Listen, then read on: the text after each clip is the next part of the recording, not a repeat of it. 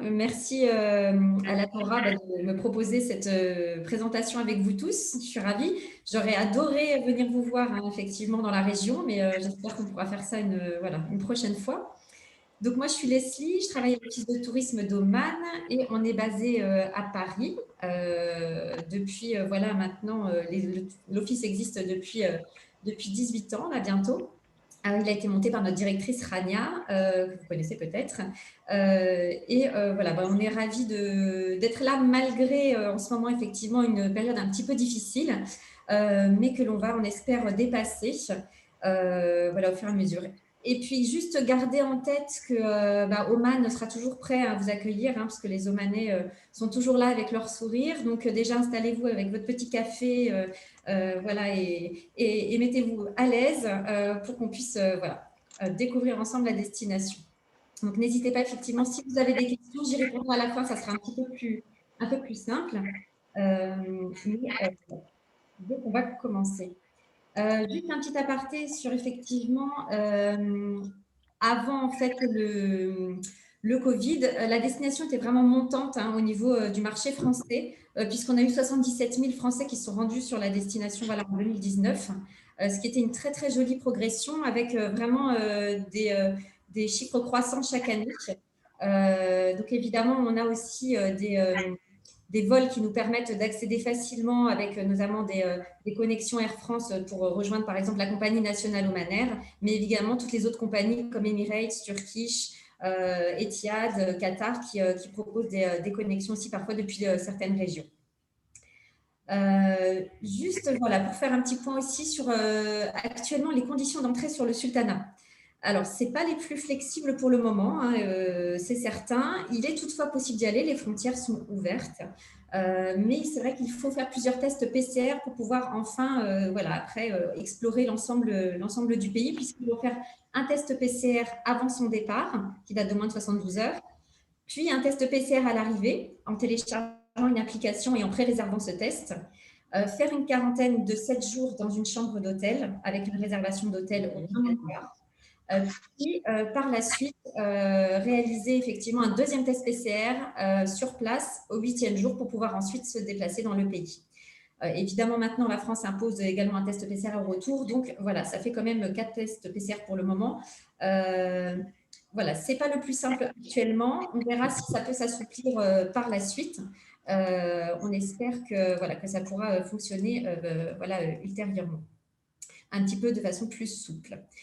N'hésitez pas, en tout cas, toutes nos mesures en fait, et conditions d'entrée sur le territoire sont disponibles sur voilà, le petit lien que vous avez en bas dans la présentation, que je transmettrai à l'équipe Atora qui pourra vous envoyer la présentation également à l'issue de notre webinaire aujourd'hui.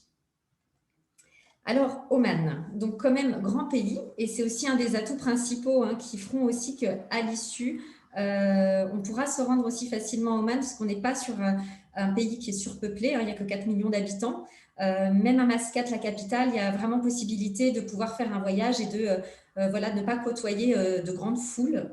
Donc ça peut être un point important, un argument intéressant pour la suite, parce qu'on peut se déplacer, puis après, quand on part dans le pays, on va avoir des grands espaces et des moments où on peut se retrouver voilà, tout seul ou en famille, mais je veux dire pas voilà, au milieu de beaucoup de monde. Et ça pourrait être un point important voilà, pour le voyage par la suite, quand on pourra reprendre un petit peu plus. Donc le sultan actuel qui a pris donc le pouvoir depuis l'année dernière suite au décès du sultan Qaboos est le sultan Essam bin Tariq, qui est dans la même lignée, dans les mêmes projets que ce qu'avait mis en place le précédent sultan. Ça, c'est un point important parce que c'est vrai que le précédent sultan avait en 50 ans développé énormément Oman en construisant des routes, des infrastructures, des écoles, des hôpitaux également. Ça, c'est un point aussi important en ce moment. Oman dispose de très bons hôpitaux. C'est vrai que la population étant réduite, pour reparler du Covid, les places en réanimation ne sont pas non plus surextensibles. C'est pour ça que le pays fait aussi très attention en ce moment aux entrées sur le territoire, parce que voilà, ils cherchent à contrôler évidemment leurs possibilités de ressources hospitalières. Mais donc voilà, pour en revenir au sultan, c'est quelqu'un qui était notamment au ministère justement du patrimoine auparavant et de la culture, et donc qui a été très habitué à être au fait des stratégies mises en place par le pays pour le développement du pays, qui est toujours un petit peu à part dans la région. avec notamment une grande stratégie à 2040 et des développements qui sont toujours dans le respect de la nature, des côtes, donc on ne construit pas encore toujours les hôtels dans tous les sens, etc. Ça se développe, mais d'une façon assez réfléchie. Évidemment, le tourisme faisait partie des diversifications économiques majeures qui étaient prévues. Donc, voilà, le pays est en train de recaler aussi un petit peu tout ça. Il commence à avoir une apparition, notamment par exemple de taxes, ce qui n'était pas le cas auparavant. Alors, elles sont très faibles par rapport aux nôtres, mais il y a un système voilà, qui évolue un petit peu aussi sur place. Oman conserve du coup quand même toujours son indépendance un petit peu aussi au niveau géopolitique, qui aussi du fait de la religion qui est pratiquée sur place, c'est un point important. C'est vrai qu'à Oman, c'est un pays voilà, où on pratique l'islam, mais c'est l'islam ni sunnite ni chiite, c'est la majorité ibadite, donc qui n'est pas vraiment connu puisque ça ne se pratique quasiment plus qu'à Oman et un peu sur l'île de Djerba en Tunisie. Et ça confère à la fois une unité de religion sur place et en même temps, à côté de ça, une particularité qui fait que justement Oman s'entend très bien avec l'Iran, l'Arabie Saoudite, le Yémen, etc. Donc voilà, sa position un petit peu de Suisse du Moyen-Orient se maintient de toute façon avec ce sultan également. La monnaie sur place, donc qui est un petit peu forte, il faut faire attention quand on fait un peu de shopping. Pour se rendre au sultanat, donc comme je vous le disais tout à l'heure, en fonction des différentes régions, on va pouvoir avoir des préacheminements avec notamment Air France ou carrément des vols qui peuvent être parfois de régions. Alors c'est vrai que sur la partie ouest, c'est un petit peu moins desservi que sur des régions comme Nice, etc., où on a un petit peu plus de possibilités, ou Lyon. On espère que ça viendra aussi en développement. Mais le vol donc depuis Paris non-stop avec Oman Air, c'est 7 heures, donc avec les escales un petit peu plus, mais ça reste vraiment raisonnable. Donc, c'est pour ça qu'on peut penser aussi Oman comme une destination à la fois pour du long courrier, dans le sens où on va pouvoir passer 10 jours, 15 jours à explorer vraiment le pays.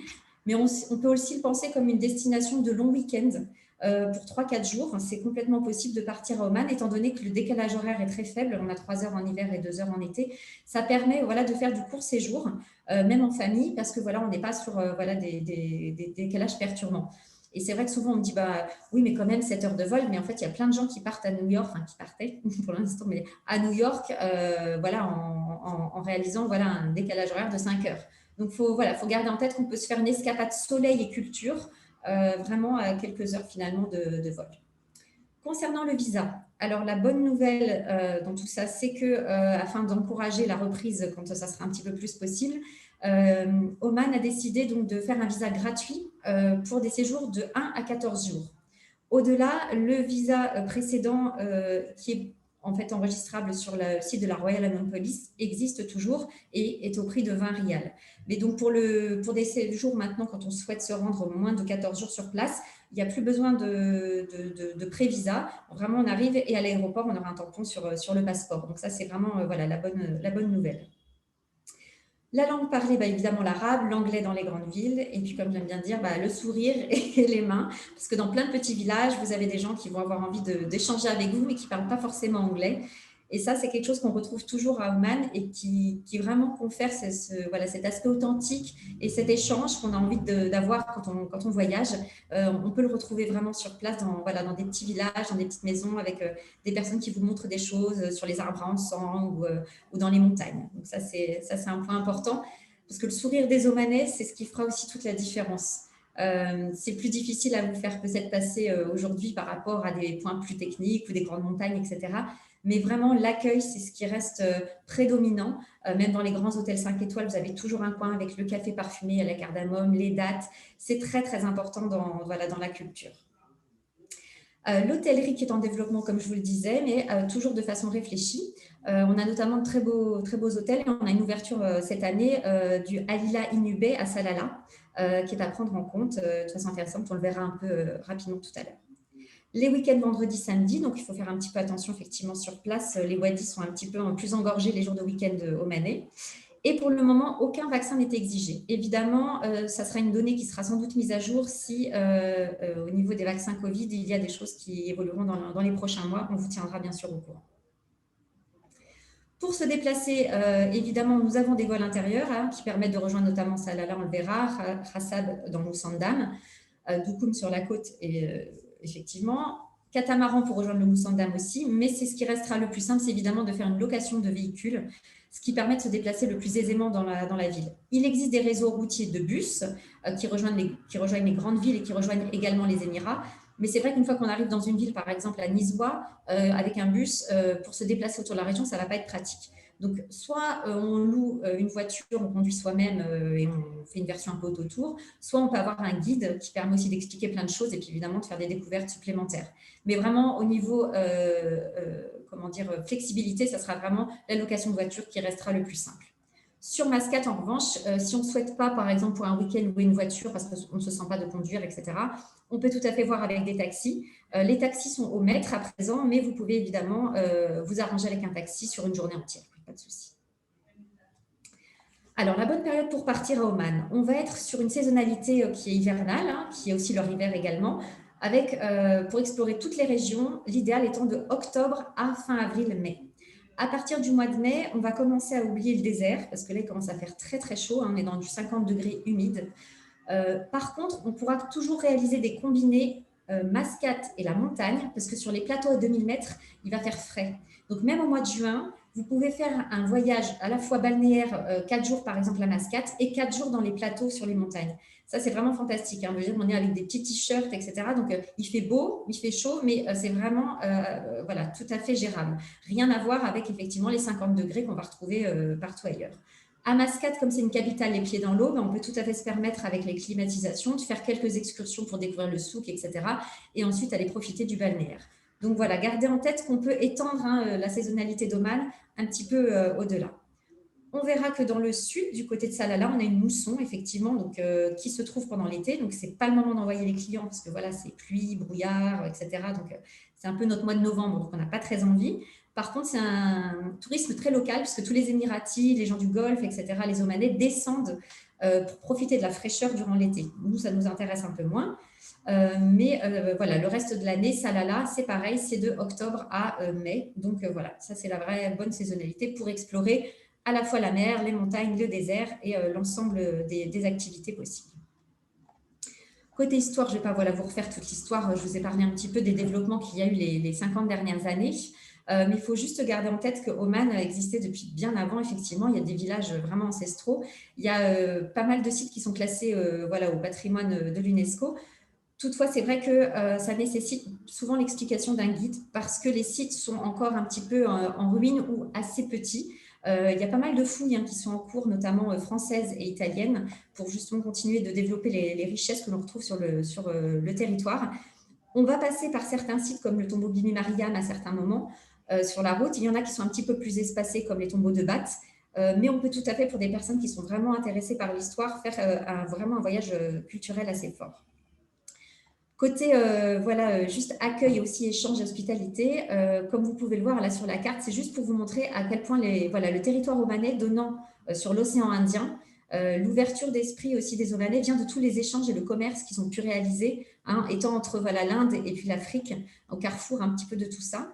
C'est vrai qu'ils se déplaçaient sur les mers, notamment avec les vents de la mousson, et certains Omanais allaient jusqu'à Canton dès le 9e siècle. Donc, les Bédouins aussi du désert, avec justement le fait de se repérer avec les étoiles, ont réussi à transposer ça sur les mers et ont développé justement la cartographie maritime dans la région. Et puis le dernier point, c'est aussi que les Portugais qui avaient occupé au XVIe siècle la côte nord d'Oman ont été chassés par les Omanais de l'intérieur des terres et les ont poursuivis jusque sur les comptoirs africains et notamment Zanzibar. Et vous avez ce fameux combiné omanaire Oman-Zanzibar qui est réalisable et qui peut être très intéressant puisque vous allez retrouver de la culture omanaise à Zanzibar, parce que les Omanais avaient importé les portes cloutées, et beaucoup d'éléments aussi de culture. Et à l'inverse, ils avaient ramené depuis l'Afrique les petits koumas, les chapeaux, etc., plus traditionnels africains. Donc ça, c'est des échanges qu'on va retrouver effectivement entre les deux pays. Voilà un petit peu. Alors, quand on arrive à Oman aussi, ce qui fait aussi tout le charme, c'est que tout le monde porte les tenues traditionnelles. Donc là, les hommes portent la dijdacha, qui est donc la grande robe blanche. Et alors, la petite question, c'est comment est-ce qu'on distingue l'Omanais du Dubaïot? Donc, vous pouvez reconnaître l'Omanais parce que le pompon de l'Omanais est sur le côté. À Dubaï, le pompon tombe devant. L'Arabie Saoudite, ils ont un petit col. Donc voilà, l'Omanais, vous le repérez parce que son pompon est toujours sur le côté. C'est orné aussi après de foulards, comme celui que je porte aujourd'hui, hein, que normalement les hommes portent sur la tête, soit ça, soit le petit chapeau, le kuma. Et c'est vrai que les femmes portent des tenues très colorées à l'origine, hein, qui sont des tissus mélangés d'Inde, d'Afrique, mais en même temps, c'est la baya noire beaucoup qui prend un peu le pas sur Mascate, donc c'est plus ce qu'on va retrouver. Petit aparté, il n'est pas du tout obligatoire de se voiler, hein, quand on va au Man, évidemment. On va juste porter des tenues avec des petites manches et puis des pantalons jupes jusqu'aux genoux, par respect pour la population. Mais quand on est sur des plages, par exemple, complètement désertes et qu'on veut se baigner, on peut se baigner en maillot de bain de pièce. S'il n'y a personne, il n'y a pas de souci. Si on voit qu'il y a des bateaux de pêcheurs, bah, potentiellement, on va essayer de respecter un petit peu, voilà, en mettant un t-shirt ou quelque chose. Mais c'est très, très libre, hein, voilà. Il y a vraiment des kilomètres de côte sauvage, donc on peut vraiment tout à fait se déplacer. Et en tant que femme, on peut être tout à fait seule dans le souk sans problème, de la même façon qu'on peut faire un voyage avec un guide chauffeur, etc. pendant une semaine, ça n'est pas un problème. Moi, j'ai personnellement fait du camping sauvage sur des plages, je ne le ferai pas en France. À Oman, on est tout à fait tranquille. Ça, c'est vraiment un point important.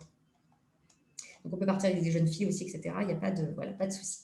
Comme je vous le disais, bah, les dates, hein, qui seront vraiment emblématiques du pays, et le parfum de l'encens que vous allez retrouver dans toutes les maisons, dans les hôtels. C'est de l'encens pur, on verra, qui provient donc de Salalah. Donc c'est vraiment une odeur très particulière et ça sert aussi de parfum voilà, pour les maisons et à la fois pour les hommes et les femmes. On va retrouver tout l'artisanat un petit peu partout au fil d'Oman. Sachant juste que côté souvenirs, ce sont surtout dans les souks de Mascate et de Nizwa qu'on pourra trouver des choses à ramener. En dehors de ces deux souks-là, c'est un petit peu plus compliqué pour vraiment faire des achats. J'ai juste pas parlé de la gastronomie, mais Oman, c'est un gros mélange effectivement de nourriture indienne, libanaise, et puis avec des plats spécifiques comme par exemple la choua, qui est un agneau qui va être cuit sous terre avec plein d'épices et qui va être très très tendre. Ils ont aussi effectivement le lemon mint, c'est la boisson à base de menthe et pilée et de citron. Voilà, on va être sur des choses assez rafraîchissantes aussi sur l'été. Alors, côté voilà, l'épaule qu'on va aborder aujourd'hui, on va faire comme un petit circuit qui part de Mascate. On va se rendre du côté de Nizwa dans les montagnes, partir du côté donc, du désert des Charkia, que l'on retrouve ici, sourd avec la ponte des tortues et remonter.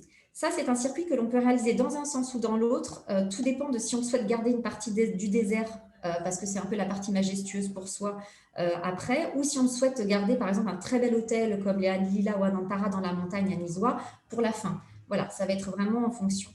Quand on est à Mascate, on peut aussi tout à fait faire des hôtels de ville au démarrage et terminer par un hôtel de plage. Ça peut permettre de jouer dans les budgets aussi. Donc voilà, il y a plein de possibilités. Oman, ça peut être à la fois luxe, mais on peut aussi combiner ou alors faire de l'aventure ou des hôtels de ville qui seront vraiment sur des budgets inférieurs. Voilà, on peut vraiment jongler. Après, on ira explorer évidemment le Dhofar avec Salalah et puis le Moussandam pour terminer. Donc, Mascate. Mascate, capitale, les pieds dans l'eau. On a l'entrée du souk qui se trouve ici. Ici, on est dans le vieux quartier de Mascate. Et comme vous pouvez le voir, on a tout de suite la chaîne de montagnes du Hajar qui est en fond. Et voilà, tout de suite, la mer qui est collée à la capitale. Donc ça, c'est vraiment une capitale agréable. Comme on ne construit pas en hauteur, en fait, la ville a tendance à s'étaler pas mal. Donc, en fait, vous avez l'aéroport de Mascate qui se trouve ici et les différents quartiers qui s'enchaînent jusqu'à l'hôtel le plus loin qui va être le Shangri-La, qui se trouve à 45 minutes de route de Mascate. Donc, on est sur un temps quand même raisonnable, mais sur une ville qui s'étale pas mal, sachant qu'elle part un petit peu aussi sur le nord, du côté de certains golfs et de nouveaux hôtels aussi qui ont fait leur apparition ces dernières années. On se déplace, donc, comme je vous le disais, à Mascate en voiture, parce que, alors je compare à Los Angeles, mais c'est vraiment l'idée qu'on ne peut pas se balader à pied d'un bout à l'autre de la ville. Ce qu'on va pouvoir explorer à pied, c'est avec la grande plage ici de Mascate et ensuite le vieux quartier de Moutra. En dehors de ça, c'est vrai qu'il va falloir un véhicule pour bouger de l'hôtel ou autre. Alors, si on vous demande aussi, il me faut un hôtel centre-ville. Alors, il n'y a pas, parce qu'il n'y a pas vraiment de centre-ville non plus dans la structure de la ville. Il va y avoir donc les différents quartiers. Et par exemple, vous avez des hôtels comme Shady, Millennium, Crown Plaza qui vont être plus proches donc des quartiers où on va retrouver quelques restaurants, la grande mosquée, l'opéra. Mais par contre, les hôtels comme Al Bustan, Shangri-La et Muscat Hills Resort vont être plus près finalement du vieux quartier de Mascate avec le souk. Donc, il n'y a pas vraiment de centre-ville. C'est plus une idée de sentir ce que souhaite faire effectivement le client. et aussi quel type d'hôtel ils recherchent. Parce qu'on va le voir rapidement après, mais les hôtels de Mascate, même les 5 étoiles, ne se ressemblent pas les uns les autres. On est sur des caractéristiques très différentes. Donc, il va falloir effectivement explorer ça de différentes façons. Donc voilà un peu Mascate. Parmi les incontournables, évidemment, donc le souk qui se trouve sur la corniche, comme on l'a vu tout à l'heure. Et tout au bout de cette corniche, vous avez des restaurants traditionnels et le fameux aussi marché aux poissons, qui a été refait, mais qui garde toute son authenticité, puisque vous avez vraiment les pêcheurs qui arrivent avec voilà, leurs poissons frais, qui les vendent. Voilà. Les Omanais sont modernes, ils ont les portables, les 4x4, etc. Mais par contre, le marché reste un point d'échange hyper important. Donc, il y a cet aspect du commerce qui est très, très sympa à avoir sur place. Comme je vous le disais, donc, des routes qui sont impeccables, et ça, c'est valable pour l'ensemble du territoire. Donc, c'est vrai, quand on se déplace, c'est assez agréable. Et puis, vous avez évidemment, comme je vous le disais, voilà, la possibilité de vous promener dans les souks, etc., de façon très tranquille. On a pas mal de musées qui peuvent se visiter à Mascate, mais c'est vrai qu'on va recommander notamment le nouveau musée national, parce que déjà, il est en face du Palais du Sultan, donc dans le vieux quartier de Mascate, et que c'est un musée qui explique très bien comment Oman s'est développé, construit, et quelles en sont les principales richesses, à la fois sur l'aspect maritime, sur les pièces, sur le cuivre, qui est, voilà, ou l'encens. Et c'est vrai que ce musée permet soit une prévisualisation de ce qu'on peut trouver sur place quand on se déplace dans le reste du pays, soit, si on n'a pas le temps justement d'explorer parce qu'on est en week-end de 4 jours, d'avoir une bonne idée de la culture omanaise. En dehors de ça, on va trouver évidemment la grande mosquée du Sultan Qaboos, qui est un magnifique incontournable de la ville. Et il y a 2 autres mosquées qu'on peut visiter aussi pour les non-musulmans. C'est tous les jours, tous les matins, sauf le vendredi. Et la mosquée, là, est superbe. Vous avez une salle de prière des hommes avec un lustre Swarovski de 8 tonnes au plafond. Enfin, c'est vraiment magnifique. Et également, vous avez tout autour les jardins et toutes les mosaïques d'influence perse. Voilà. Donc, c'est vraiment une très jolie mosquée à faire. Elle est différente de celle d'Abu Dhabi, parce qu'elle paraît blanche comme ça d'extérieur, mais elle a beaucoup plus de couleurs si on vous demande pour des personnes qui auraient déjà visité celle d'Abu Dhabi. En dehors de cela, vous avez évidemment, pour les soirées nocturnes qui ne sont pas trépidantes, il faut le dire aussi, la vie nocturne, ça va être plutôt des restaurants, éventuellement une chicha sur la plage, donc assez relax, comme les Omanais. D'ailleurs, dans leur hymne national, ils ont une phrase qui est en gros « Soyez heureux et détendez-vous », ce qui est assez fantastique et assez emblématique de leur état d'esprit. Donc, vous avez donc l'opéra qui est une programmation d'habitude à l'international magnifique avec des opéras, des ballets, les ballets de Merensky, la Scala de Milan. Enfin, vraiment, il y a eu l'opéra de Lyon aussi, de Rouen, qui sont venus jouer des pièces. Donc, intéressant. Et les places vont de 25 à 160 €. Donc, pour finalement pas si cher, on peut faire une très belle soirée à l'opéra. En ce moment, évidemment, les spectacles n'ont pas lieu. Par contre, l'opéra a rouvert aux visites. Donc, si vous avez des clients qui souhaitent partir, Oman, on peut visiter l'opéra, c'est vraiment un bel endroit. En complément évidemment de ça, quand on est à Mascate pour quelques jours et qu'on n'a pas le temps d'aller effectivement explorer d'autres régions, on peut déjà découvrir les premiers forts omanais à peine à 45 minutes de route et les sources d'eau chaude. Donc depuis Mascate, on peut tout à fait rayonner, même baser une semaine par exemple, en alternant une journée d'excursion, une journée de plage et une journée d'activité, comme on va voir juste après. Voilà, parce qu'évidemment, l'aspect balnéaire et l'aspect mer, c'est ce qui va prédominer aussi sur l'ensemble d'Oman. Mais dès Mascate, en fait, on peut prendre des bateaux pour faire des excursions, alors soit pour voir les dauphins, faire du snorkeling, de la plongée, se rendre notamment, par exemple, à Bandar Al-Khairan, qui est juste ici. Après qu'on ait vu, par exemple, les dauphins en speedboat, on peut faire un petit setup sur une plage, se baigner. C'est vraiment des aspects très désertiques et on peut justement profiter en petits groupes, en famille ou seul. Enfin, voilà, on a vraiment de l'espace. On a également les îles d'Imaniat, c'est une réserve naturelle, on peut aller plonger. Donc, il y a beaucoup aussi de protection de la nature, ça c'est très important. Par exemple, la chasse est interdite aussi à Oman. Et puis, parmi les nouveautés, alors évidemment, on a 3 golfs 18 trous et un golf 9 trous qui se trouvent à Mascate. Alors, plutôt du côté de l'aéroport, ça aussi c'est à noter si vous avez des clients golf. C'est vraiment du côté de l'aéroport qu'il faudra plutôt placer les clients plutôt qu'un hôtel un peu trop éloigné à 40 minutes de route.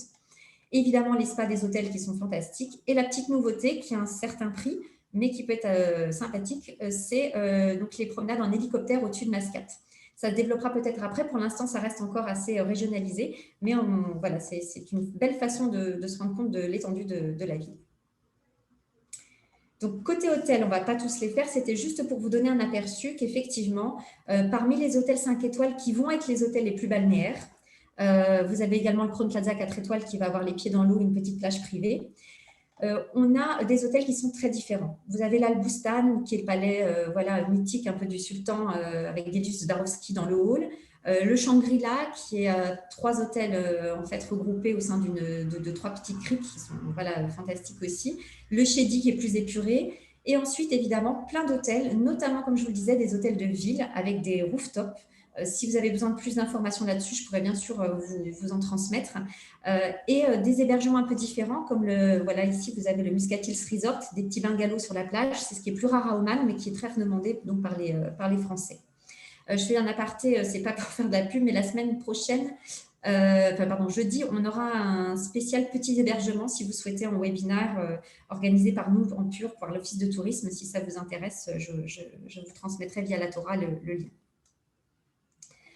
Alors voilà, côté nord de Mascate, comme je vous disais, on ne va pas forcément aller explorer jusqu'à Sohar, qui n'est pas forcément très intéressant, mais juste se rendre compte que vous avez la route des forts, donc à 45 minutes de route, avec Nahal, Roustak, qui est ici, les îles d'Imaniat dont je vous parlais, Barka, où il y a aussi un très joli fort et un supermarché aux poissons, et vous avez Moussana, où vous aviez l'ancien Lukia qui se trouvait ici. Sachez également que cette route peut être empruntée pour à la fois partir du côté des frontières et des Émirats, puisqu'on est obligé de passer par la frontière qui se trouve à Atta si vous faites des combinés terrestres. Ça n'est pas possible pour le moment, les frontières terrestres sont bloquées, mais quand ça reprend, c'est possible par ici. Et c'est aussi une façon de descendre dans la montagne, on le verra un petit peu après. Donc voilà, 45 minutes de route, vous avez des premières excursions en dehors de Mascate. Des types d'hôtels variés également. Retenez juste que si vous avez des clients qui voudraient une expérience de dune, je dis bien une expérience de dune et pas vraiment un vrai désert, vous avez un hôtel qui se trouve juste au nord, comme ça, à 1 heure de route, et qui est le Dunes by Al Nada, qui permet de aller un petit peu profiter d'une nuit dans une tente sur une dune si ça intéresse des clients. On va quitter Mascate maintenant et se rendre à 2 heures de route du côté donc, des montagnes du Hajar. Là, on est dans des vraiment montagnes majestueuses, puisque le point culminant se trouve à 3000 mètres. Et on a 2 façons de rejoindre la montagne, comme je vous le disais. Soit on prend la route Mascate-Nizois et en 2 heures de route, on a atteint la ville au pied des montagnes.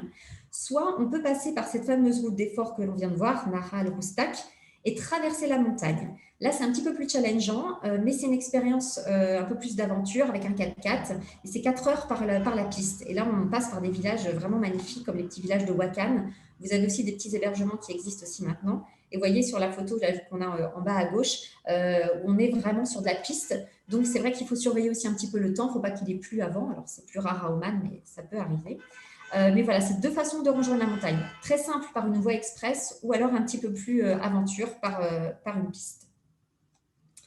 Quand on arrive dans les montagnes, au pied de Nizwa, vous avez donc l'ancienne capitale d'Oman qui était là, avec donc le fort de Nizwa, qui est une des tourelles les plus emblématiques qu'on retrouve à Oman, et le long, le souk. Alors, le souk qui va être le souk aux épices, aux dattes. Vous avez plus de 500 sortes de dattes. Et évidemment, toutes les poteries traditionnelles de la région. Et vous devez avoir entendu déjà parler du vendredi matin, le fameux marché aux bestiaux. Vous avez tous les acheteurs qui s'asseyent en cercle. Les vendeurs passent avec leurs bêtes et c'est très vivant et hyper intéressant à voir. Encore une fois, vous avez les Omanais sont avec les portables, les 4x4, etc. Mais vous avez quand même toujours l'échange des bestiaux qui se font. Donc, tous les Bédouins viennent vraiment le vendredi matin pour commercer sur ce marché-là. Évidemment, autour de Nizwa, vous avez d'autres marchés qui peuvent exister, qui sont intéressants à visiter également. Je reviens juste ici pour vous montrer aussi évidemment le khanjar, le poignard à lame courbée que l'on va retrouver à Oman et qui est l'emblème du pays. La façon aussi dont est gravé en fait, le fourreau, on peut savoir de quelle région il provient. Autour donc de Nizwa, donc vous avez la ville de Nizwa ici et on va pouvoir faire une journée d'exploration du côté donc, de Bala et Jabrin. Bala, c'est une des forteresses classées au patrimoine de l'UNESCO que vous avez en haut ici. Et Jabrin, c'est un château un petit peu plus raffiné qui était l'ancienne demeure de l'imam. Alors, évidemment, ce n'est pas obligé de faire le fort de Nizwa, celui de Bala et celui de Jabrin. On peut aussi en choisir un ou deux, mais c'est des visites un petit peu différentes dans chaque emplacement. On va pouvoir après partir du côté de Misfra et d'Alamra. Et là, on est dans les petits villages perchés à flanc de montagne, Alors, à Al Amra, vous avez un musée très intéressant qui explique justement la façon traditionnelle de vivre à Oman. Donc, ça, c'est intéressant à découvrir. Et le long de Misfa, vous allez pouvoir voir les fameux falages, donc, qui est le système d'irrigation que vous retrouvez ici. Certains sont classés au patrimoine de l'UNESCO. Et ça permet d'alimenter en eau toutes les cultures. C'est un système qui avait été mis en place par les Perses il y a plus de 3000 ans, mais qui continue aujourd'hui de servir à tous les Bédouins de la région. Donc, tout ce qui est palmiers dattiers, pommes grenades et toutes les cultures sont possibles grâce à ce système-là d'irrigation. Donc, vous avez un chef de village qui est élu chaque année et qui va expliquer aussi aux enfants comment entretenir ce système d'irrigation et qui règle les problèmes et la répartition d'eau pour que ce soit équitable pour chacun. Donc ça, c'est vraiment, et d'un falage à l'autre, vous pouvez aller vous balader d'un village à l'autre en passant par celui-là. Notamment dans le village de Misfat à Abriyin, vous avez la possibilité de vous promener au sein des palmeraies et des falages. Vous avez ici les tombeaux de Bat qui sont un petit peu plus éloignés quand on part sur la route, mais qui peuvent être un point intéressant aussi à explorer quand on a un petit peu plus de temps. Toujours dans la montagne, donc la ville de Nizwa en repère est ici, on a exploré cette partie-là. Et là, on va pouvoir soit aller du côté du Djebel Shams, qui est le point culminant, et le canyon, le grand canyon que vous avez sur les photos ici, donc une montagne plus aride où on peut faire aussi des randonnées. Et alors, sinon, quand on a un petit peu plus de temps, partir du côté de Sek, où vous avez donc le fameux plateau qui correspond un peu au Jabal Ardar, donc la montagne verte, qui est ici. Et vous avez sur ce plateau notamment les hôtels Anantara et Alila, encore un petit peu plus loin, qui se sont développés. C'est l'endroit aussi où on va retrouver toute la cueillette des roses au mois d'avril. Donc ça peut être une jolie temporalité pour les clients également.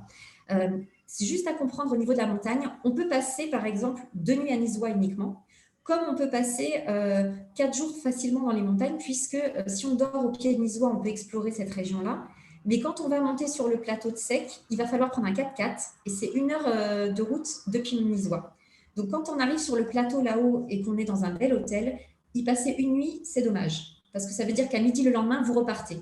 Et ça fait un petit peu court. L'idée, c'est vraiment de pouvoir passer au minimum 2 nuits sur le plateau pour pouvoir se balader autour du plateau et profiter de l'hôtel qui est vraiment dans le silence des montagnes.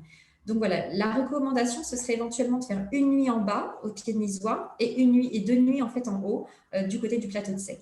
Pareil, si vos clients tombent pour voir le marché aux bestiaux, le marché aux bestiaux est très tôt le matin à Nizwa, donc autant être la nuit précédente vraiment déjà dans la ville.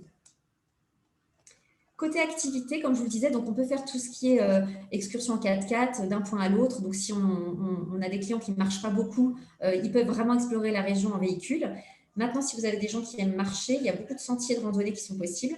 Et pour les aventuriers, on a tout ce qui est VTT, escalade, via ferrata depuis certains hôtels et du canyoning. On se jette dans les canyons. Évidemment, tout ça encadré par des professionnels, mais on peut vraiment explorer la montagne d'une façon sportive également. Côté hôtellerie, au pied de Nizwa, comme je vous le disais, on va avoir des hôtels qui vont être assez classiques, comme les Golden Tulip et Falaj Daris, qui sont des 3 et 4 étoiles vraiment basiques, mais tout à fait corrects pour les nuits d'étape. Et on a un développement de petites guest house, notamment dans la ville même de Nizwa. Donc ça, c'est un point important aussi à retenir. Et c'est vraiment de la façon de dormir le plus proche on va dire, d'une maison omanaise, en fait. Parce que c'est vraiment des propriétaires de maisons qui ont rénové des maisons traditionnelles pour y installer, comme vous pouvez le voir, des habitations pour comme des petits hôtels, en fait. Donc, c'est vraiment une façon sympathique de passer une nuit, effectivement, dans Nizwa. Autour de Nizwa, vous avez d'autres guest house, notamment dans les villages de Misfat Al Abriyin, perchés dans les montagnes qui existent. Et comme je vous le disais, sur le plateau de Sek, vous avez notamment l'Anantara, qui est un magnifique hôtel, le Alila, qui est encore un petit peu plus isolé à 20 minutes, donc encore plus perché dans les montagnes. Mais vous avez également des hôtels de catégorie inférieure, comme le Sahab que vous avez ici en haut, qui n'a pas non plus à rougir, qui donne sur les canyons et qui a une très jolie vue, une très jolie piscine. Donc, on peut aussi jongler avec les budgets quand on part dans la montagne. Ce n'est pas que du luxe, mais il y a également du luxe pour les clients qui le recherchent. On va quitter à présent maintenant la montagne et on va partir du côté donc des Sharqiya. Sharqiya, on est à 2 heures de route, 3 heures de route plutôt de Nizwa et à 3 heures de route de Mascat. Donc, pour vous redonner vraiment un triangle essentiel, c'est Mascat, la montagne, 2 heures, la montagne, le désert, 3 heures, et si on remontait du désert à Mascat, 3 heures. Donc, on est quand même sur des temps de route qui ne sont pas énormes. Faut vous imaginer, vous avez passé une première nuit à Mascat, les pieds dans l'eau, etc., découverte de la capitale. Une nuit perchée dans les montagnes, à 2000 mètres sur un plateau. on quitte les montagnes et à un moment donné, on a les dunes ocre qui commencent à se profiler le long de la route. Donc, on est dans des changements d'environnement vraiment rapidement, sans faire des temps de route trop importants. On reprend notre carte. Donc, quand on quitte voilà, Nisois, on va pouvoir passer par la route qui traverse ici. Et si on a de la chance et qu'on tombe le mercredi, vous avez un marché assez intéressant qui est réservé aux femmes et qui montre tous les produits féminins voilà, qui sont vendus ici, à Ibra. Donc, les touristes masculins sont acceptés, mais c'est vrai que j'ai très peu d'Omanais, hommes sur place. Et on va atteindre le désert. Le désert des Charquillas, que vous connaissez sans doute sous le nom de Waïba, c'est le même désert. C'est juste que le Waïba, c'est le nom d'une des tribus. Donc, le vrai nom de la région, c'est Charquilla. Ça veut dire l'Est. Quand on arrive dans le désert, on va pouvoir poser son véhicule à l'entrée du désert si on ne souhaite pas suivre en 4x4 ou si nous n'avons pas de 4x4 pour aller jusqu'au campement. Il y a des campements qui sont assez éloignés dans le désert, donc là, qui vont nécessiter un transfert. Donc, il n'y a pas de souci. On a rendez-vous avec le campement dans une des stations-service. Il y en a plusieurs alignées sur la route. Donc, vous avez le nom de la station-service, le nom de votre hôte. Et on laisse le véhicule pendant une ou deux nuits, mais généralement, on passe une seule nuit dans le désert. Et vous avez un transfert organisé par le campement. Donc voilà, c'est quelque chose de simple. Les personnes qui sont en autotour peuvent tout à fait demander juste à un moment donné ce transfert et peuvent réaliser un autotour en berline traditionnelle s'ils le souhaitent.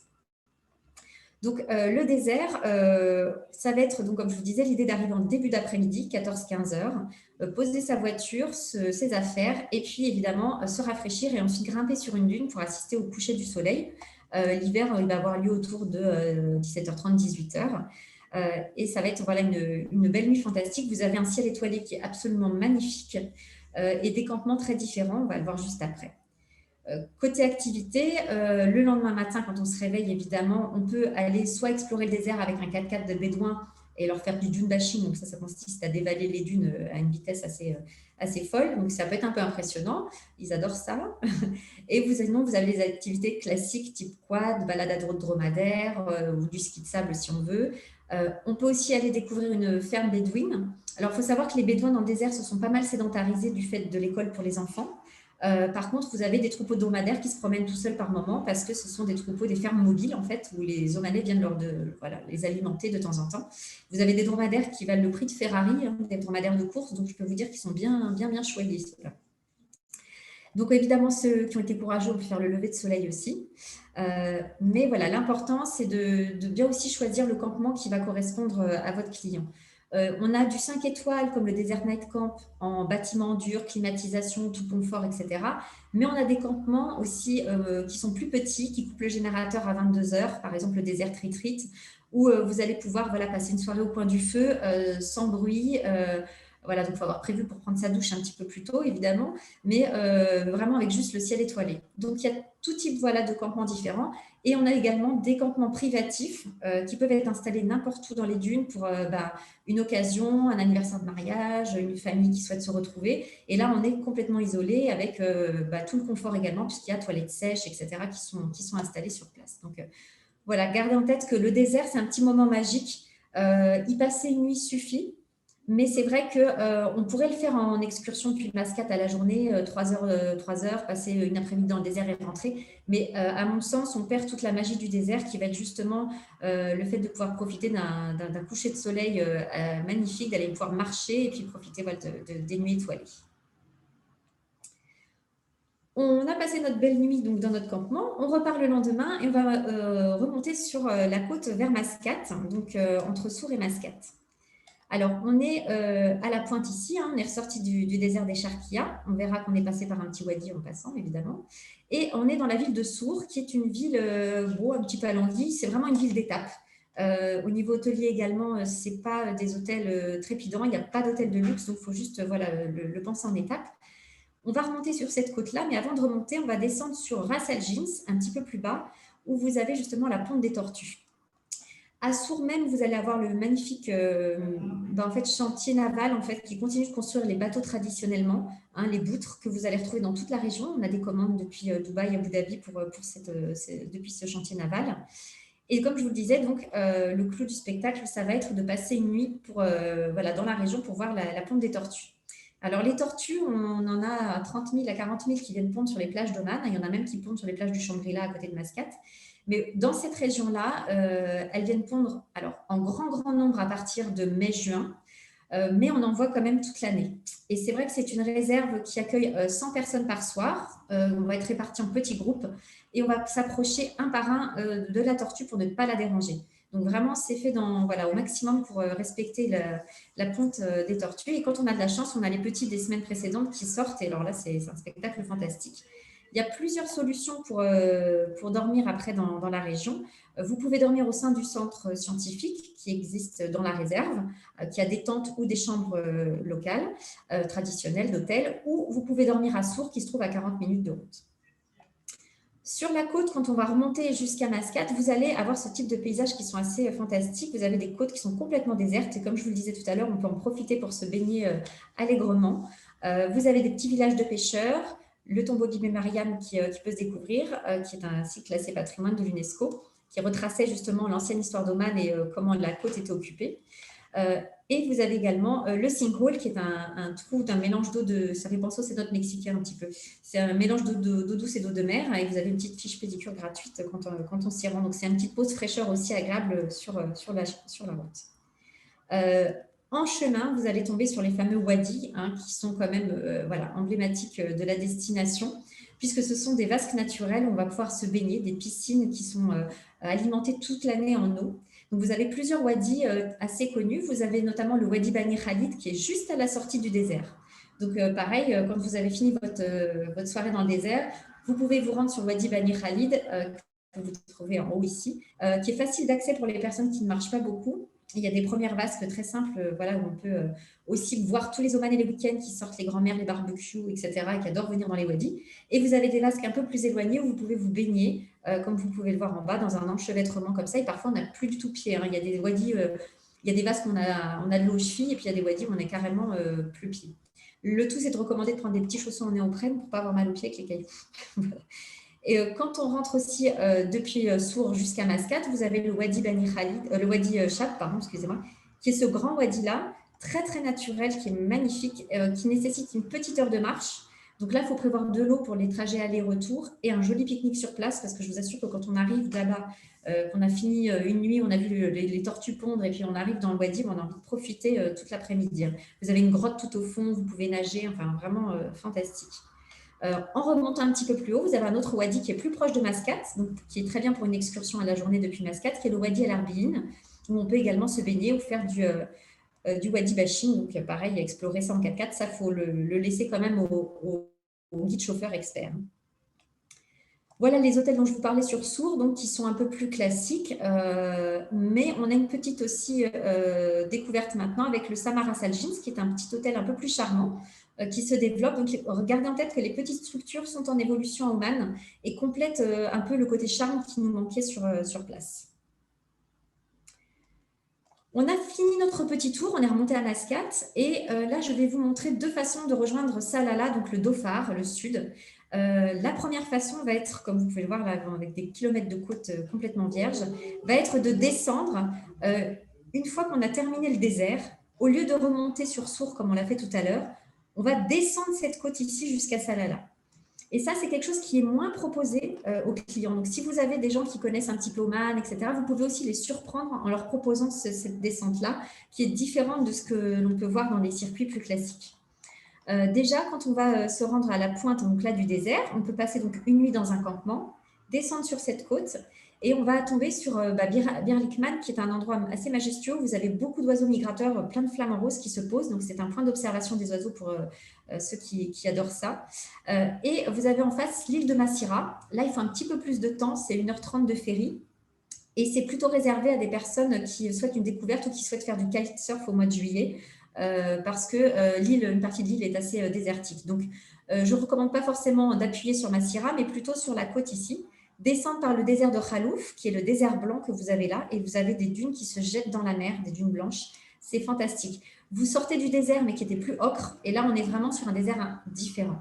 Si ça vous intéresse et que vous aimez regarder les aventures, vous avez Fleur Austral, c'est un bateau là, qui explore les mers, qui est parti justement du côté de Khalouf et qui a fait de très belles images, si ça vous intéresse.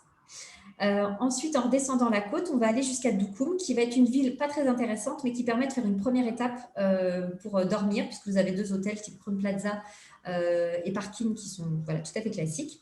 Et on peut continuer donc après la descente jusqu'à Ras Madraka. Toute cette côte-là est vraiment somptueuse et vierge jusqu'à Salalah. Donc, idéalement, c'est de faire une deuxième nuit de camping sauvage, soit organisé par un guide, soit organisé soi-même, pour rejoindre Salalah. Ça peut se rejoindre depuis Doukoum en une journée, mais on profite un petit peu moins de toute la côte. Donc ça, c'est une façon de rejoindre la version longue, un petit peu pour les gens qui ont le temps. Sinon, évidemment, pour rejoindre Salalah, avec nos troupeaux de dromadaires, qui vont vous retrouver partout sur le sud, on va pouvoir prendre un vol intérieur depuis Mascate en 1h30. Donc, vous avez 7 quasiment vols par jour pour Salalah. C'est un peu le Paris-Nice pour nous. Donc, du coup, vous avez vraiment la possibilité de vous y rendre facilement avec des vols qui connectent avec les vols internationaux. On n'est pas obligé de redormir une nuit sur Mascate après. Donc Salalah, c'est une destination qui est un peu moins connue, mais qui commence à être un petit peu plus ouverte maintenant sur le marché français. C'est du balnéaire superbe, puisqu'on est sur la même latitude que les Maldives. On a l'océan Indien qui est magnifique. À part pendant la mousson où la mer est agitée, tout le reste de l'année, donc pendant l'hiver, on a une mer qui est très agréable. Donc Salalah, voilà, la ville, la deuxième la plus importante du pays, donc 1h30 de vol, comme je vous l'ai dit, c'est 1000 km, donc ça se descend aussi à travers le pays, mais ce n'est pas du tout intéressant. Vaut mieux prendre le vol dans ce cas. On va arriver à Salalah et on va pouvoir repartir sur une excursion de plusieurs jours. Alors la particularité, comme je vous disais aussi de la région, c'est qu'elle est touchée par la mousson en été, donc juillet, août, il pleut, brouillard, etc. Mais au mois de septembre, vous avez la nature qui s'est gorgée d'eau pendant 2 mois et qui offre vraiment des paysages vert pétant comme vous avez ici. Donc on se croirait carrément en Irlande. Et c'est vraiment quelque chose d'assez fantastique à voir si vous avez des clients intéressés pour voir des choses différentes qui connaissent déjà le nord d'Oman. Le sud, Salalah, cette version-là de Salalah sera exceptionnelle. Ça va durer un petit mois. À partir de mi-octobre, la végétation rebrûle un petit peu avec les chaleurs et le soleil. Mais en tout cas, c'est magnifique à voir. Sinon, la bonne période, comme je vous le disais, pour partir, reste entre octobre et fin mai. Là, vous allez pouvoir bénéficier aussi de toute l'ambiance de Salalah qui, du fait de la mousson qu'il y a sur l'autre période, va offrir tout ce qui est fruits tropicaux, bananiers, manguiers, cocotiers qu'on ne retrouve pas sur le nord d'Oman. Donc, c'est une ambiance déjà très différente. La richesse aussi d'Oman et de la région, c'est l'arbre à encens que vous avez ici, le Boswellia sacra, qui va être incisé en plusieurs fois et dont la sève va se cristalliser et faire les fameux cailloux d'encens. Les cailloux d'encens que vous allez retrouver en vente donc dans tous les souks et qui sont les cailloux qu'on va faire brûler dans les brûles encens qui parfument l'ensemble justement des territoires. Donc vraiment, ça c'est l'odeur d'Oman provient d'ici. Et l'encens, l'arbre encens, c'est une espèce endémique, donc on ne peut pas la déplacer. Les Égyptiens avaient essayé de les déplacer, mais ça n'a pas été possible. Donc, vous n'en trouvez qu'à Oman et sur la vallée du Yémen juste à côté. Donc, Salalah va s'explorer en plusieurs jours. On va déjà faire une première journée de visite de la ville elle-même. Les hôtels se trouvent le long de la côte ici, jusqu'à Mirbat. Donc, on est quand même sur des distances assez raisonnables. On est sur à peu près 20 minutes de l'aéroport depuis la plupart des hôtels. Il n'y a que 2 hôtels qui sont un petit peu plus éloignés, le Keraba et le Alila, qui vont être, eux, à 80 km. Il y a une voie express maintenant, on rejoint tout ça en 40 minutes. Donc, une première journée d'excursion Salalah, et puis ensuite, on va pouvoir partir du côté est et du côté ouest de la ville, et également à l'intérieur des terres, du côté du Rub al-Khali, le grand désert des déserts. Donc, côté est et Salalah, la ville, déjà, on va pouvoir explorer la partie historique avec les sites classés au patrimoine de l'UNESCO de Al-Balid et notamment de Soumouran, qui était l'ancien port de départ de l'encens, qui était, voyez, encerclé de façon naturelle et qui permettait de surveiller l'entrée, qui serait aussi une des demeures de la reine de Saba. Donc, il y a plein de légendes à Oman, outre Sinbad le marin. Donc, on va pouvoir explorer ces 2 parties-là, visiter le souk, le beau musée maritime qui montre très très bien aussi comment Oman commerçait à travers les mers, mais qui explique aussi comment l'encens transitait à travers les terres et justement le grand désert des déserts. On va pouvoir terminer cette journée d'excursion en remontant par l'intérieur du pays et croiser les différentes sources d'eau avec les cascades et les wadis qu'on va retrouver sur le sud. Alors, les cascades ne sont pas toujours alimentées fortement en eau, mais les wadis ont toujours de l'eau aussi à l'année. Ensuite, vous allez pouvoir évidemment profiter des plages, puisque les plages de Salalah, c'est Deauville en sable blanc. C'est des grandes, grandes plages où on peut vraiment marcher, où il y a de la place, il y a de l'espace. Pour vous dire aussi, j'avais emmené un femme trip là-bas, on est arrivé, et puis bof, 5 minutes après, on avait les dauphins qui sortaient à 10 mètres du bord. Voilà, Oman, c'est ça, c'est le plein droit de la nature. Donc ça, c'est vraiment un point important à garder en tête. Quand on va pousser donc jusque plus à l'est, avec le fameux port de Mirbat, que l'on a vu, c'est donc là que se trouve le nouvel hôtel Alila, donc un petit peu plus isolé évidemment, comme toujours, Alila choisit des sites assez particuliers.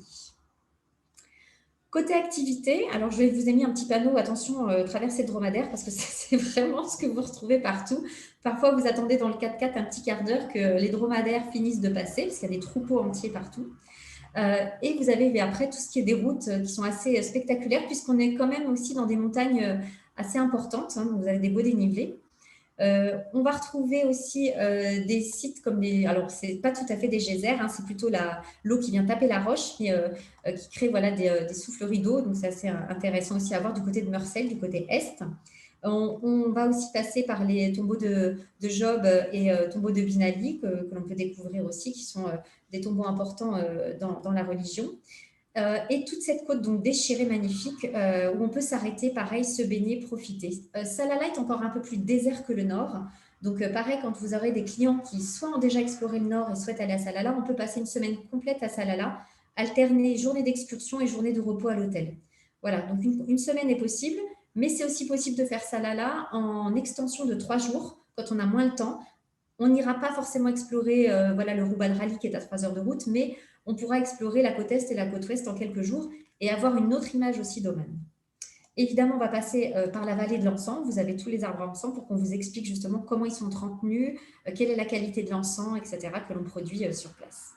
Le fameux désert du Rouba al Khali, alors lui, je reviens juste sur la carte, hein, on est à 3 heures de route et on va passer par la ville de Oubar, qui était le dernier point de vie avant le départ des caravanes qui traversaient justement le désert. Et vous avez justement toutes les histoires de Wilfried Tessiger qui racontent ces traversées du désert fantastique. Faut vraiment se dire que c'était le dernier point de vie. C'est une ville qui a été retrouvée par satellite et qui est classée maintenant au patrimoine de l'UNESCO. Alors, il n'y a pas grand-chose à voir, hein, c'est un peu des ruines aussi, mais il faut en comprendre voilà, l'importance pour les caravaniers qui, par exemple, arrivaient à Oman et enfin trouvaient un point de vie. Du côté du Rouba al Khali, déjà dans le nord, vous avez un très beau désert, mais c'est vrai que celui-ci, il faut le penser comme taille d'immeuble. Hein, les dunes, c'est vraiment fantastique. Quand les déserts libyens, etc., avaient fermé, il y a pas mal de trekkers qui se sont reportés sur ce désert-là parce qu'il offre vraiment des jolies possibilités de découverte. Côté activité, à Salalah, évidemment, comme je vous disais, hein, tout ce qui est la mer, donc plongée, snorkeling. Il existe des croisières plongées à la semaine sur les îles Al-Aniyat. C'est un petit groupement d'îles pas loin du départ du Mirbat, qui est le point de départ des plongées.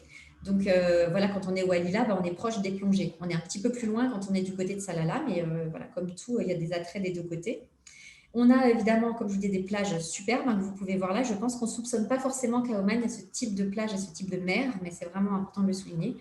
Et on va pouvoir découvrir toutes les petites fermes locales avec voilà, les bananiers que l'on peut visiter. Il existe un petit parc d'attractions à côté, voilà, qui pour les enfants, si on le souhaite, un petit parc aquatique. Mais voilà, l'idée reste vraiment les découvertes et toujours l'aspect nature qui prédomine à Oman. Côté hôtellerie, il existait des hôtels un peu plus anciens, type Hilton, Crown Plaza. Crown Plaza qui a rénové d'ailleurs ses espaces extérieurs très très beaux en bas à gauche ici. Donc vous avez du 4 étoiles, du 3 étoiles est possible aussi. Vous avez des nouveaux hôtels comme le Fanar que vous retrouvez ici, qui est aussi héberge le Kappa Club. Bon, pour le moment, c'est un peu stand-by hein, au niveau forcément des départs, mais on espère que ça pourra se reprolonger ultérieurement. Et vous avez deux nouveaux hôtels, comme le Anantara, qui offre des villas privées qui donnent sur la plage, donc fantastique, et le Alila, qui va sortir prochainement. Et on fera effectivement avec la représentante quelques formations aussi autour de ce nouvel hôtel dès qu'il sera vraiment ouvert. Donc, on peut aussi jongler sur du très luxe à Salalah, comme on peut avoir des hôtels aussi pareils, des hôtels de ville ou des plus petites structures comme par exemple le Souli Lodge, qui est un petit lodge sur la plage avec des petits bungalows. On en parlera dans notre webinaire de jeudi si cela vous intéresse aussi. Donc voilà, on peut encore également combiner avec Mascate, comme je vous disais, 3 jours ou une semaine complète sur le sud. Là, on fait un grand écart parce qu'on repart tout au nord pour voir la dernière région aujourd'hui, le Moussandan. Le Moussandan, c'est une région aussi encore différente puisque comme vous pouvez le voir, bon, on a des grandes montagnes, mais là qui tombent à pic dans la mer. On n'est plus sur des grandes plages, etc. C'est vraiment des toutes petites criques et c'est une région qui va beaucoup s'explorer plutôt par bateau. Alors, le Moussandam, on y arrive de plusieurs façons. Soit on est à Mascate et on prend un vol intérieur Mascate-Rassab, qui est la petite ville au nord de Moussandam. Et là, on est sur un vol qui dure à peu près une petite heure de vol. Mais c'est un vol qui parfois est annulé à cause des vents. Donc, si on veut s'assurer vraiment le vol, on fait un Mascate-Dubaï, qui est un petit peu plus bas sur la côte, et on fait 2 heures par la route, 2 heures et demie pour rejoindre Rassab. L'avantage, c'est que ça permet de combiner parfois avec Dubaï, de faire l'expérience de la ville un peu folle aussi, de quitter Dubaï, d'être dans un coin un peu désertique, et à peine on arrive à Oman, et on arrive sur ce type de route, vous voyez, qui longe les fjords, donc magnifique. Donc c'est assez intéressant aussi à faire de ce point de vue-là. Évidemment, ça impose par contre de reprendre un deuxième visa. Alors pour l'instant, il est gratuit, donc ça c'est plutôt la bonne nouvelle pour les séjours inférieurs à 14 jours. Donc par la frontière, ça sera plus facile. Quand on arrive à Rassab, on va pouvoir passer plusieurs jours. Alors, soit on ne passe qu'une seule nuit, ce qui peut être un peu court selon l'heure d'arrivée du vol, soit on passe 2 nuits à Rassab. Une première journée sera consacrée à la découverte des fjords. On va rentrer dans le Rorschel, là, qui est un petit fjord ici. Si on a le temps, on peut monter jusqu'à Kumzar, qui est un village qu'on ne peut plus, on peut plus accoster, puisque c'est un village un peu particulier où, pour tout vous dire, il parle un mélange de persan et d'arabe que même les Omanais de Mascate ne comprennent pas, et parce qu'on est juste à côté de l'Iran et du détroit d'Ormuz, qui est très surveillé. Oman avait conservé justement cette enclave pour pouvoir surveiller le détroit d'Ormuz. Et vous avez sinon la possibilité de partir du côté des montagnes pour faire des petites excursions au bord des fjords ou carrément sur le Djebel Harim, qui est le point culminant de la région. On ne peut pas traverser le Moussandam de part en part. Il y a une route, mais il y a un checkpoint militaire, comme je vous le disais, pour surveiller le détroit d'Ormuz. Donc, pour le moment, on ne peut pas traverser. Si vous avez des clients qui ont un beau budget et qui souhaitent se rendre au fameux Six Senses Zigibé, qui est un hôtel écologique magnifique sur la côte, donc plutôt du côté sud, ils partiront sans doute de Dubaï pour directement aller au Zigibé. Ils ne passeront pas par les fjords du nord. Ça peut arriver de vouloir faire le nord et Zigibé, mais généralement, les clients Zigibé vont au Zigibé et les autres personnes qui souhaitent explorer les fjords se rendent plutôt sur la partie nord. Donc voilà, on va juste explorer rapidement les types d'activités. Je vous ai parlé des dauphins de Salalah, mais alors sur le Moussandam, vous avez des colonies de dauphins partout, qui en plus se cachent dans les fjords, donc on les retrouve facilement quand la mer est trop agitée. Donc voilà, les dauphins, c'est vraiment, vous en avez aussi à Mascate, mais c'est vrai que dans le nord, on les trouve systématiquement.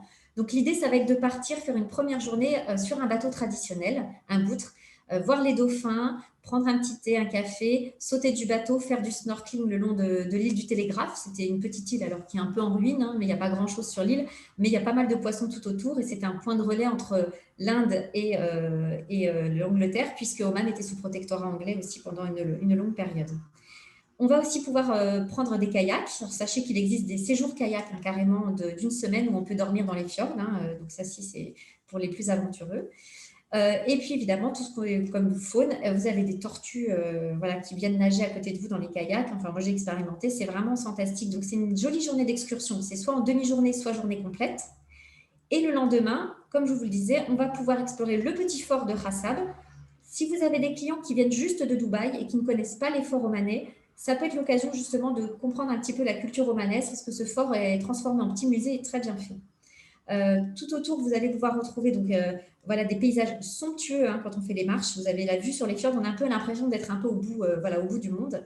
Et puis dans le Djebel Harim, on va retrouver tout ce qui est fossile, parce que c'est vrai qu'Oman est très intéressant aussi pour les géologues, puisque la plaque tectonique qui d'habitude s'enfonçait sous la mer sur la plupart des pays est passée par-dessus en fait à Oman. Donc c'est vrai que pour les géologues, c'est une exploration à ciel ouvert assez fantastique.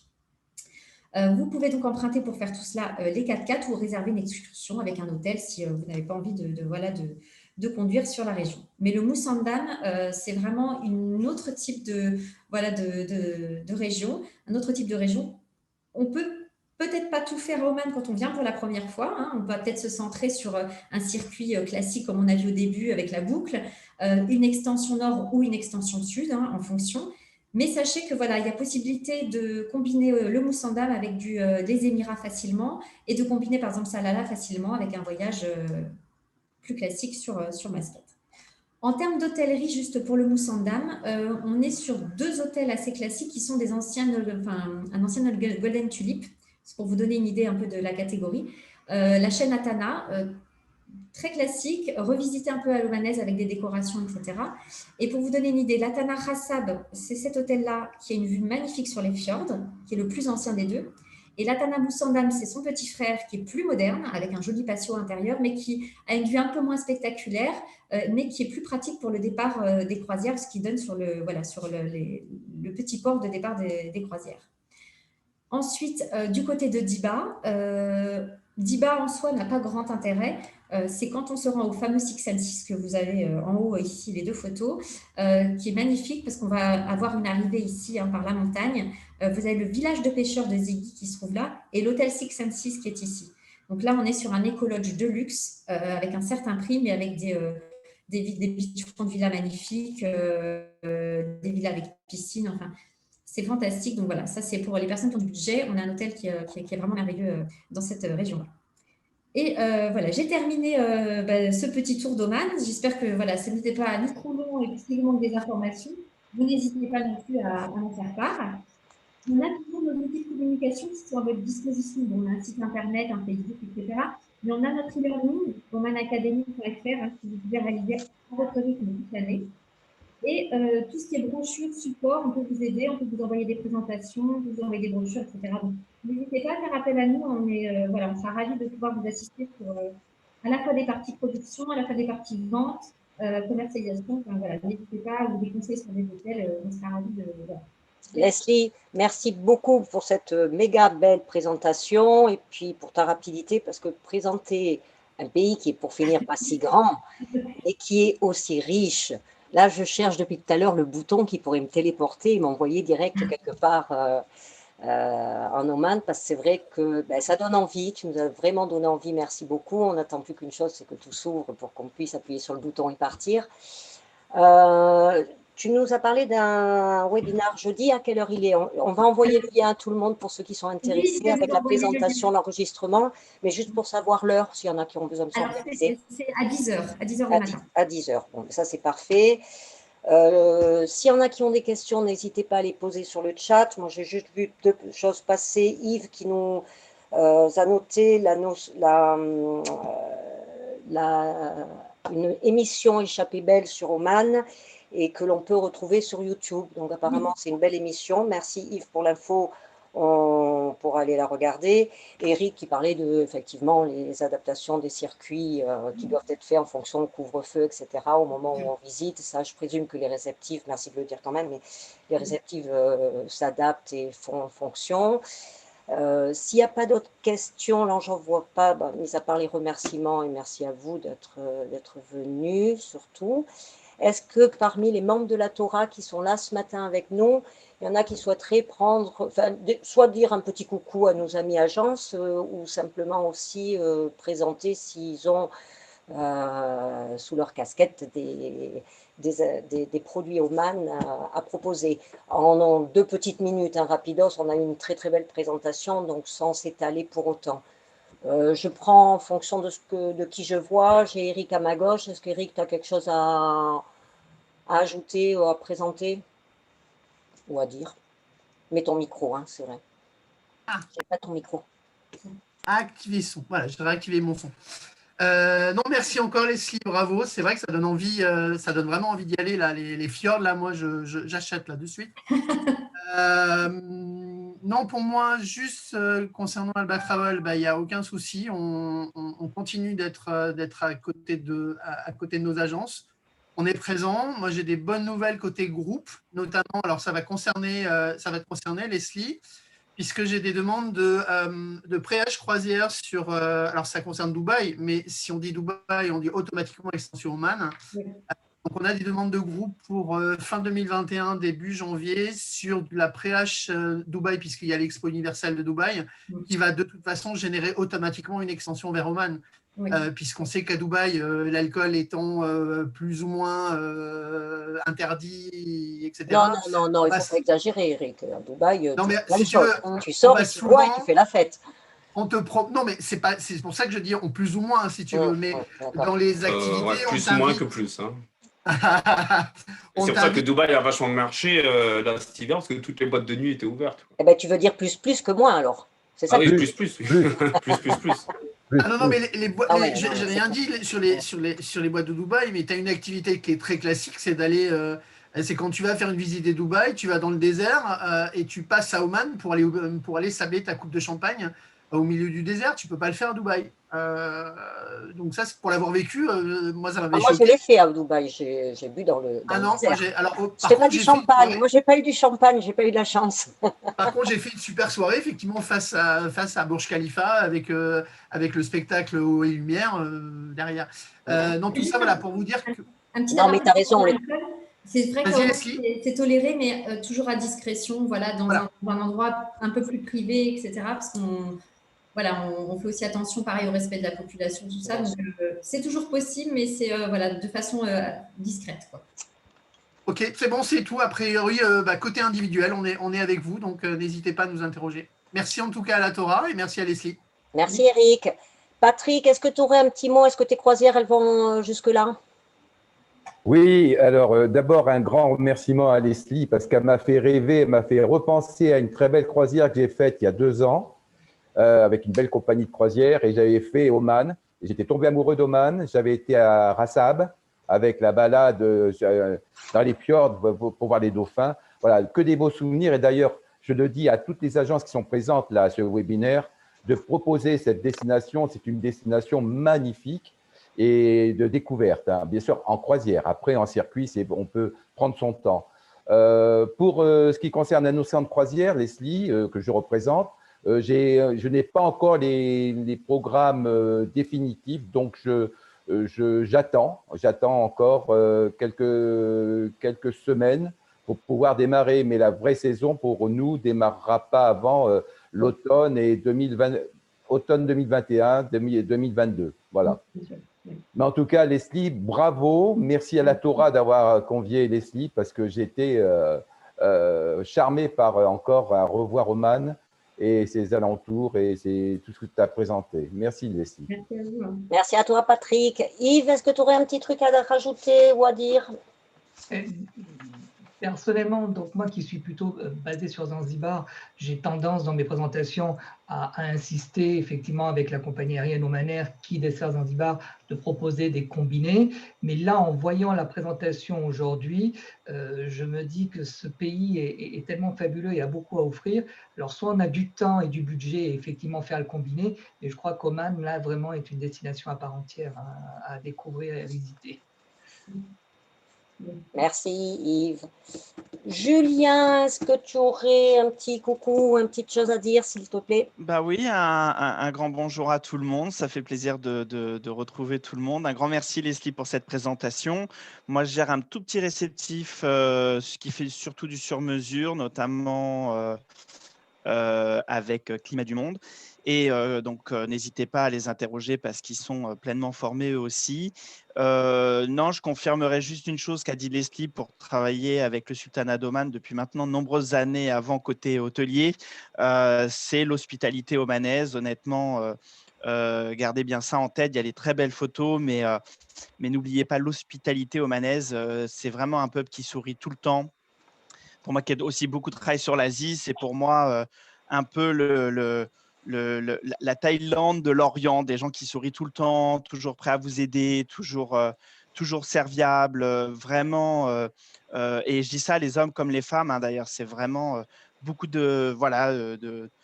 d'élégance aussi un peu partout. Donc, n'hésitez pas. C'est vraiment une très belle du nord au sud. Hein. Merci Julien. Marc, si on part là-bas, tu nous assures? Avec plaisir, mais je serai le premier à vouloir partir. Je me suis régalé dans cette présentation. Merci beaucoup, Leslie. Voilà. J'ai vu que tu avais arrêté la voiture, effectivement, pour regarder la présentation. Bravo. C'était, voilà, c'est soit on profite, soit c'est pas possible. Non, bien sûr qu'on vous assure. On vous assure avant de partir, on vous assure pendant le voyage. Si les tests PCR à destination sont positifs, eh ben, on prend le relais sur de l'assistance, sur des frais de mise en quarantaine, sur des prolongements de séjour forcés. Ben voilà, oui, on assure et on rassure. Ouf, c'est bon, on peut partir. Je rebondis peut-être, Leslie, peut-être donner une petite information quant au prix des tests sur place pour ceux qui ont besoin de faire les 4 tests, peut-être donner un ordre de prix que les agences sachent à peu près à quoi s'en tenir. C'est dans les 50 € par test. Voilà. Ça reste moins cher qu'ailleurs. Que dans certains pays. Voilà. Mais comme il faut déjà en faire 2, il y a déjà forcément 100 € plus celui pour entrer en France. Voilà. Voilà. On peut le faire dans certains hôtels aussi. Hein.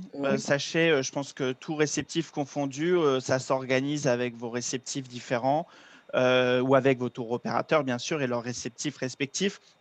Mais ça peut s'organiser comme pour, on parlait de Dubaï tout à l'heure, ça peut s'organiser comme pour Dubaï dans certains hôtels aussi. Hein.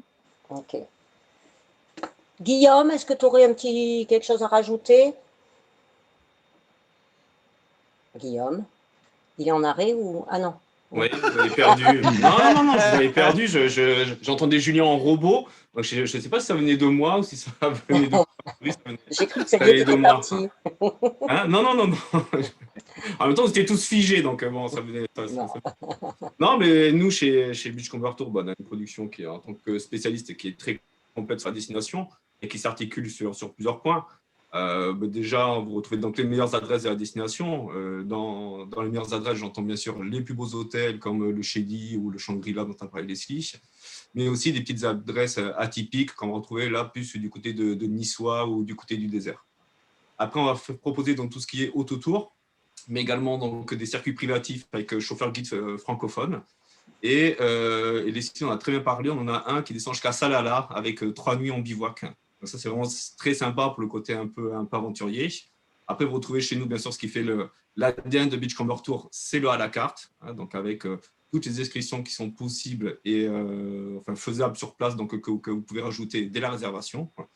Et puis, comme le disait Yves, c'est une destination donc, qui se combine très bien avec Zanzibar ou avec les Émirats. Et un petit point donc, au niveau du tarif d'hôtellerie. Il faut savoir que si on compare avec tout ce qui se fait dans la région, notamment donc, du côté de Dubaï à Abu Dhabi, à prestation égale, que ce soit au niveau du confort ou au niveau du service, l'hôtellerie omanaise est quand même 20 à 30% moins chère. Donc en plus, c'est une destination donc, qui est intéressante au niveau tarifaire. Et ensuite, donc, notre réceptif sur place, il accompagne donc les clients dans toutes les démarches qu'il faut faire actuellement donc pour les tests PCR dus à la crise Covid. Donc voilà, donc c'est une destination qui est très complète. On a la production qui va avec et aussi le service réservation. Hein, donc vous avez l'habitude donc chez Beachcomber qui est vraiment donc, spécialiste et qui va vous donner donc des conseils. Et puis voilà, vraiment merci Leslie. C'était super. Moi, je ne suis plus du tout chez moi. Là. J'avais mis un fond d'écran, mais ma tête aussi, elle est partie à Mascate. Elle est partie à Oman. Là, j'ai un souvenir en fait, qui me revient, qui est mon plus beau souvenir à Oman. En fait, c'est dans le désert. Donc, tu as la nuit dans le désert, on t'emmène donc, faire le coucher de soleil donc, avec les 4x4, etc. Et pour les plus courageux, et j'en ai fait partie, donc c'est un réveil très matinal. Donc, tu montes la dune et là, tu auras le lever du soleil. Et ça, c'est encore… magique. Mais c'est magique, parce que tout le sable est immaculé, tu n'as plus les traces.